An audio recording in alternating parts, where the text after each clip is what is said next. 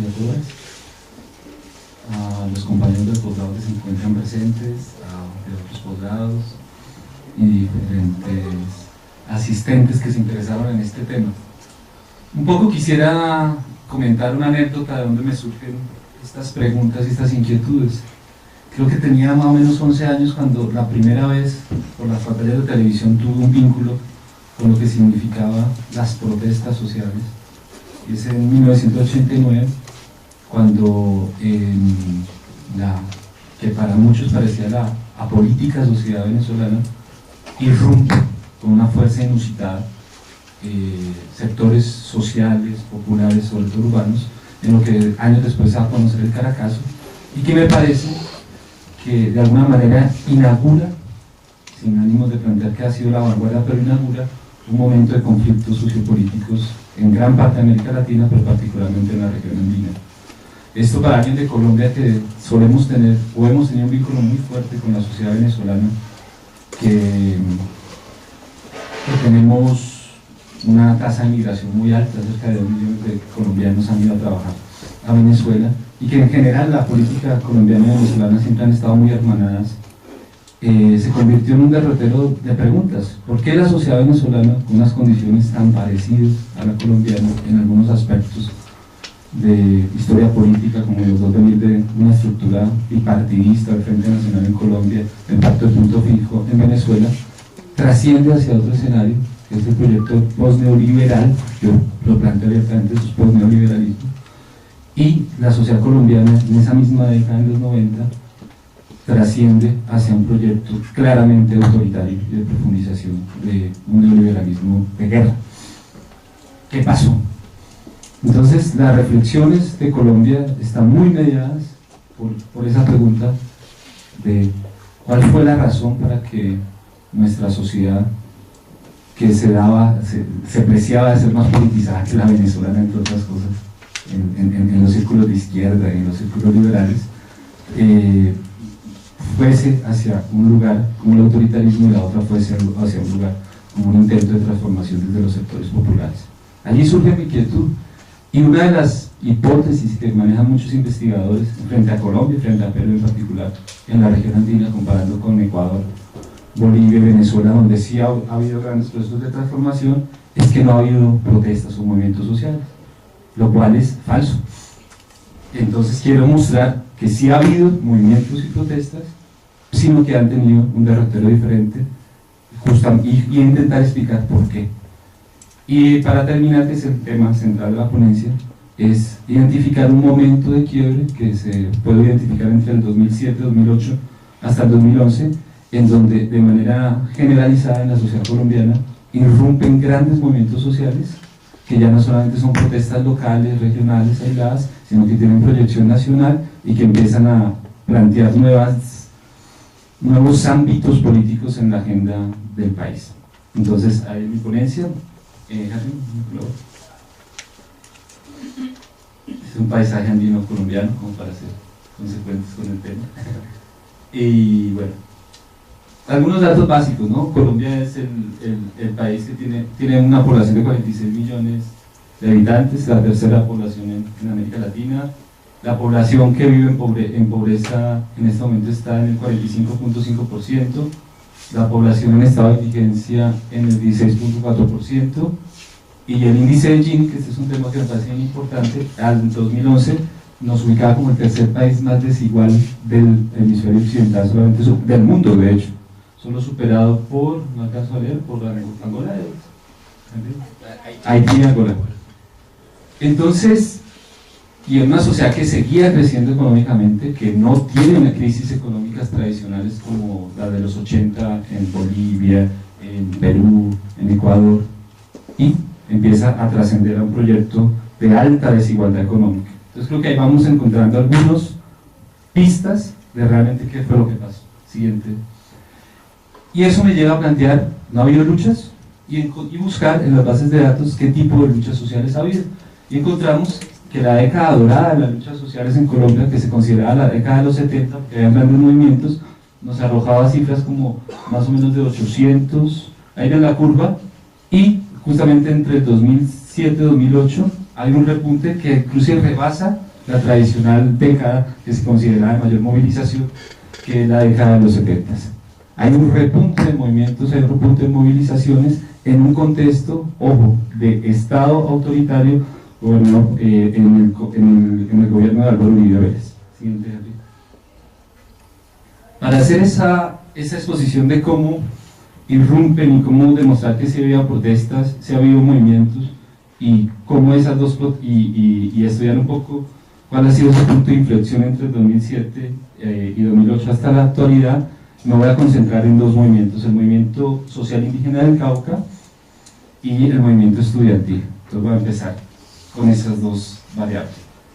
En primer lugar, en Colombia, si bien Colombia no tiene una población indígena tan grande como la de Bolivia, como la de Ecuador y la de Perú, el movimiento indígena ha ido cobrando una gran importancia en los últimos años. La población no supera el 3.45%. Sin embargo, el movimiento indígena se ha logrado ubicar en la centralidad del conflicto social colombiano. ¿Por qué? Porque pese a que tiene una fuerza regional, se ha sabido ubicar en los conflictos nacionales del país. ¿Cuáles son estos fundamentales? El tema de la reforma agraria, el tema del conflicto social y político armado que vive el país, y por supuesto el tema al combate a un modelo de desarrollo que se puede denominar neoliberal. Siguiente. Ahí vemos, ahí vemos algunas fotos de lo que podría ser el movimiento indígena del Cauca, que es un movimiento que tiene orígenes desde los años 30, desde los años 20, y pero que en los últimos años ha cobrado mucha importancia, porque no se lee solamente en el contexto de las luchas étnicas, sino en el contexto de las luchas políticas nacionales. Siguiente.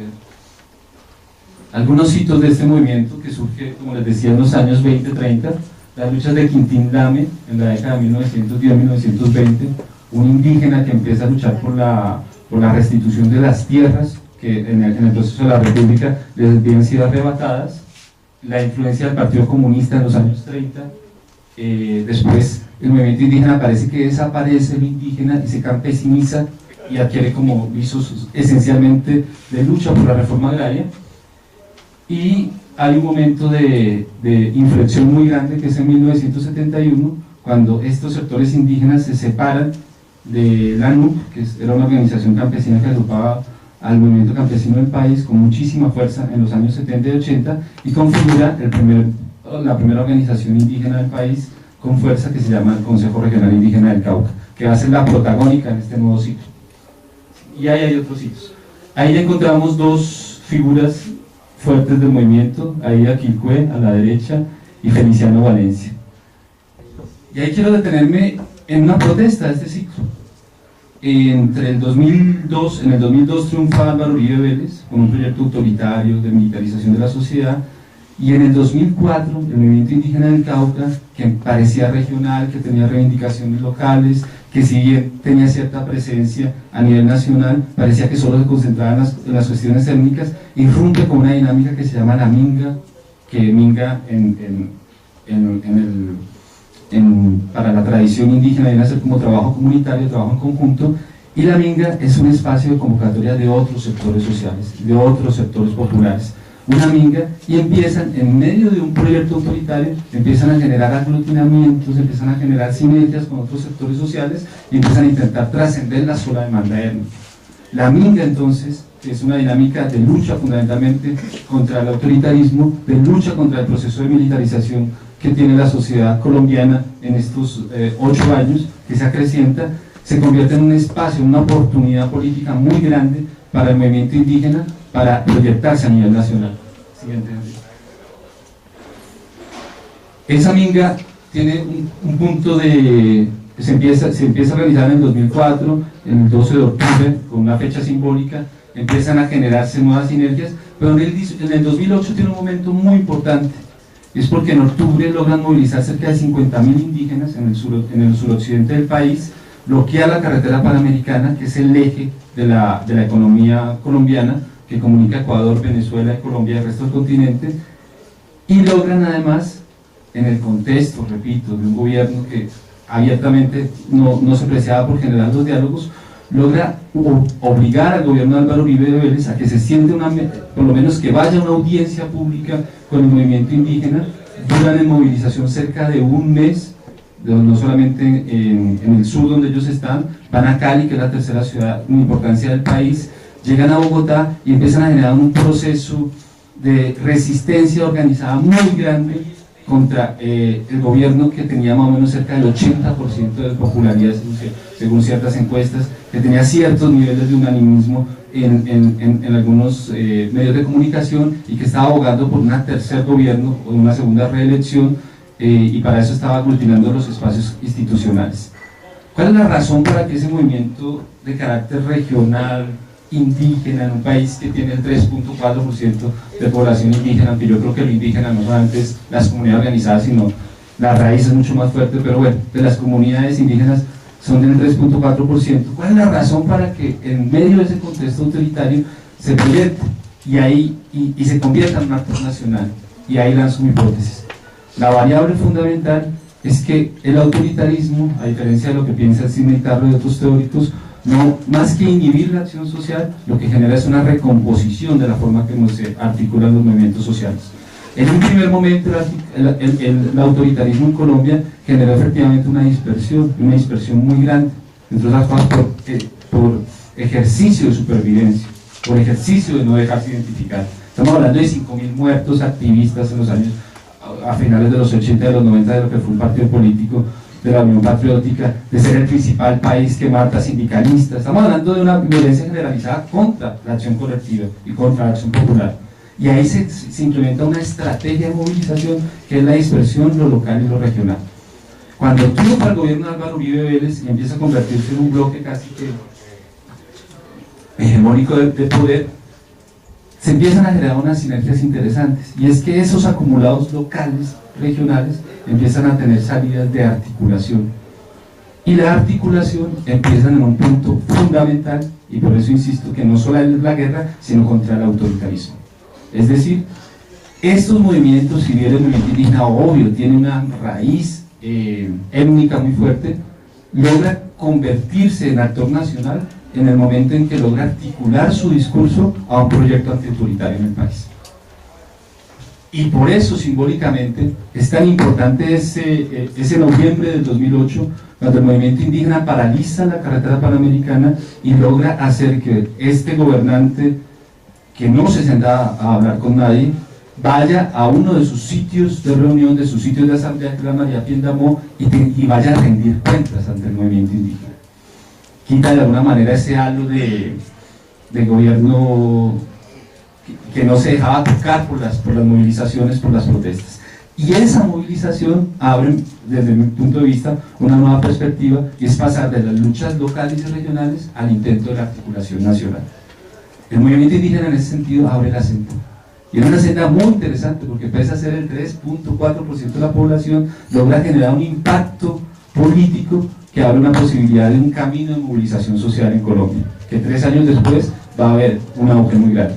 Siguiente. Y ese camino que abre el movimiento indígena empieza a ser replicado por otros sectores sociales. Me voy a referir en este segundo momento de la exposición al movimiento estudiantil colombiano.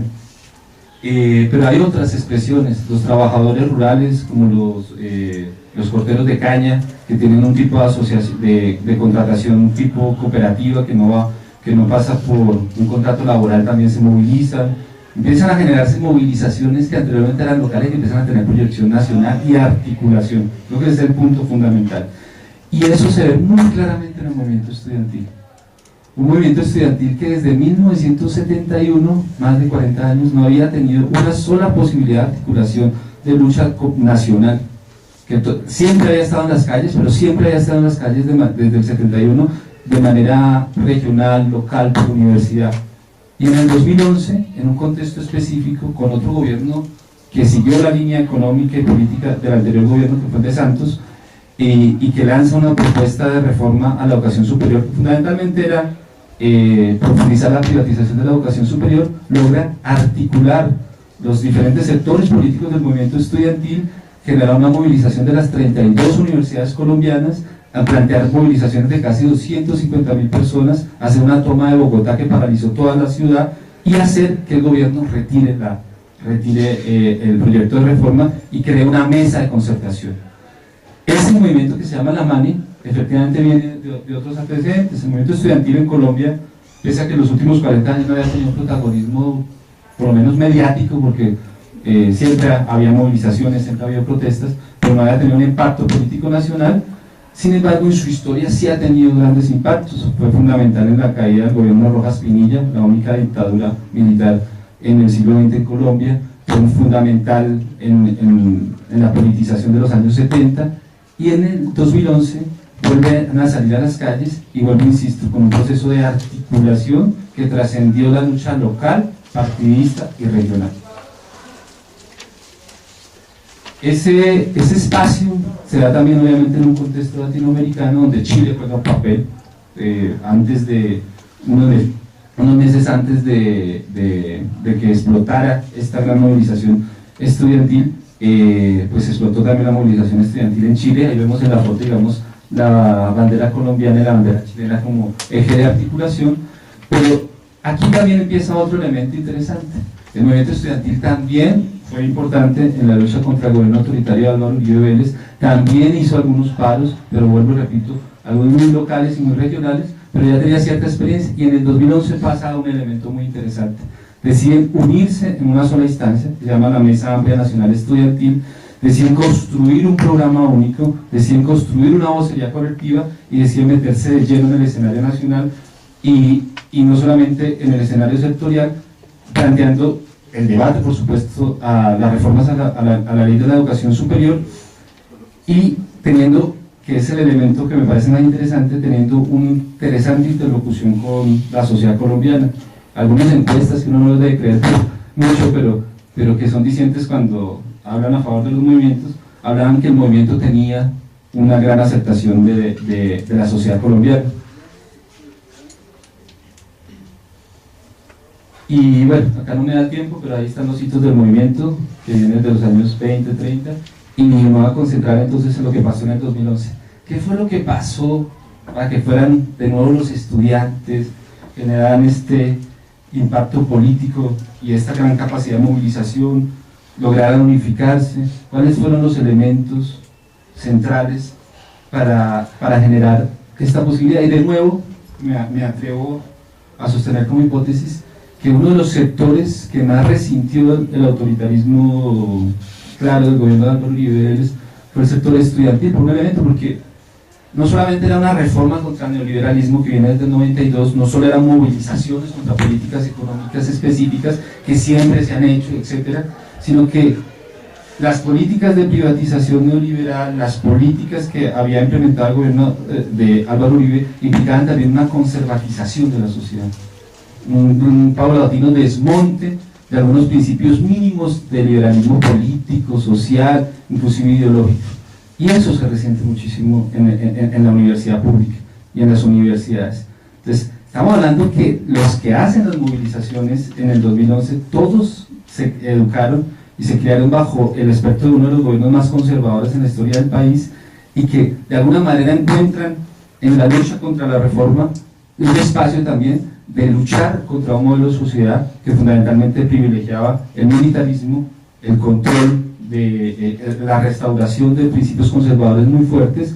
Entonces hay que buscar claves analíticas más allá de lo que fue el detonante, que fue una reforma, pero como digo, siempre han habido esas reformas, sino que detrás de ese conflicto que era el detonante hay un conflicto mucho más profundo, y vuelvo y repito, es un proyecto autoritario que ha cundido la sociedad colombiana, tiene representantes muy fuertes como Álvaro Uribe Vélez, pero también ha cundido en la sociedad en sus diferentes instancias. Y el movimiento indígena, por un lado, tomando como base el antimilitarismo, y el movimiento estudiantil tomando como base la importancia de una educación pública como defensa también de la laicidad, como defensa de la libertad de pensamiento, como lucha contra el unanimismo, logran articularse como dos actores nacionales, pese a que vienen de luchas locales o sectoriales, y logran convertirse en actores que están en el centro de la disputa política. Y la disputa política en Colombia es contra el autoritarismo. Entonces estas dos movilizaciones, si se quiere, recogen, hay muchas más, yo solo me concentré en dos. Solamente en el 2012, hace menos de 4 meses, también hubo una movilización de cerca de 200.000 personas, de campesinos, víctimas de la violencia, en un nuevo proyecto político que se llama Marcha Patriótica. También hay que recordar que de nuevo los indígenas del Cauca salen ya no a las calles, sino a sus veredas en el campo, hace menos de un mes, a pedir que se desmilitarice la sociedad, sus territorios, a pedir que se acabe el conflicto. Y acá hay un elemento bien importante. En estos dos movimientos, uno, si se quiere, desde la disputa cultural, ideológica, que identificaríamos al movimiento estudiantil, y otro desde la disputa territorial más específica, que identificaríamos al movimiento indígena, hay una lucha frente a un proyecto de sociedad que se ha justificado, se ha sustentado sobre la guerra. Esa es de la extrema derecha colombiana, que ha encontrado como única forma de hacer política mantener un conflicto armado, que es lo que le da réditos electorales, de potencia política y de potencia social. Por eso creo que si bien no se han logrado cambios de gobiernos como en Bolivia, Ecuador, Venezuela, los movimientos sociales, y sobre todo en esta última época, están librando una batalla frontal contra las estructuras autoritarias de quizás uno de los países más conservadores en términos de sus élites en el continente. Y por eso creo que se ubican también en un intento de cambio de época que ya se ha dado en otros contextos y en otros escenarios. Creo que es un reto analítico, porque normalmente solemos concentrarnos muchísimo en los movimientos, entre comillas, triunfantes, en los de cambios de gobiernos, etc. Pero ¿qué pasa en estructuras, cuando hay estructuras autoritarias? Pero sigue la movilización, sigue la resistencia, y como dicen los indígenas del Cauca, siguen caminando la palabra, a veces dispersamente, o es una estrategia más de movilización, y otras veces con una gran explosión. Esas explosiones son como las capas tectónicas, no vienen de la nada, sino son pequeños movimientos que se están moviendo en el subsuelo y que de pronto florecen y afloran. No es un momento coyuntural específico, sino es un momento de maduración, de luchas, de ideas, de lógicas. En mi caso concreto, digamos, me da mucha risa cuando leía alguna literatura sobre América Latina que decían que en Colombia no había protestas, cuando toda mi ciclo universitario estuvimos en las calles. Lo que pasa es que eran unas protestas desarticuladas. Lo que estamos presenciando, y no sé si se acaba, es un proceso muy interesante, es que después de casi 30 años vuelve a haber un proceso de articulación y vuelve a haber una proyección nacional. Quizá haya una posibilidad para por fin superar el conflicto armado que vive Colombia, en donde sin lugar a dudas, en los diálogos que se avecinan, los movimientos sociales y estos movimientos tendrán mucho que decir, y lo mejor, ya tendrán muchísima capacidad de mostrar fuerza para decirlo. Entonces, contra el autoritarismo vuelve a emerger de nuevo la esperanza. Muchas gracias.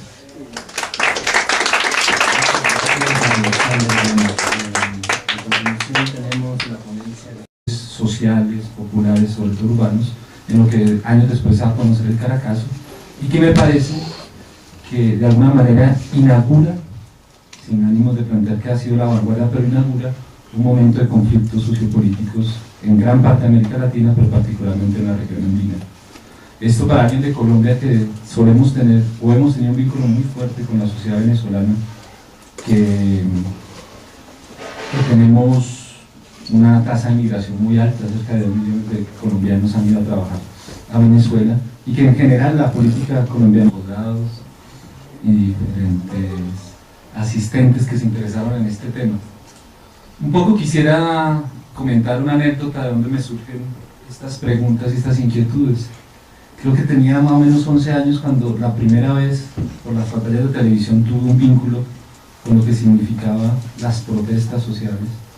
Y es en 1989 cuando que para muchos parecía la apolítica sociedad venezolana irrumpe con una fuerza inusitada sectores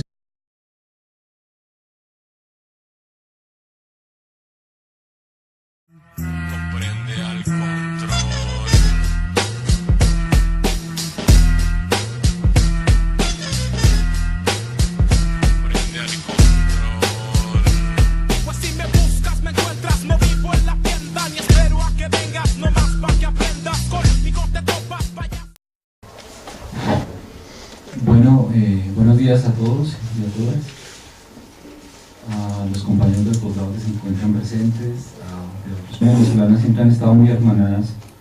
Se convirtió en un derrotero de preguntas. ¿Por qué la sociedad venezolana, con unas condiciones tan parecidas a la colombiana en algunos aspectos, de historia política, como los dos venir de una estructura bipartidista del Frente Nacional en Colombia, del Pacto de Punto Fijo en Venezuela, trasciende hacia otro escenario, que es el proyecto post-neoliberal.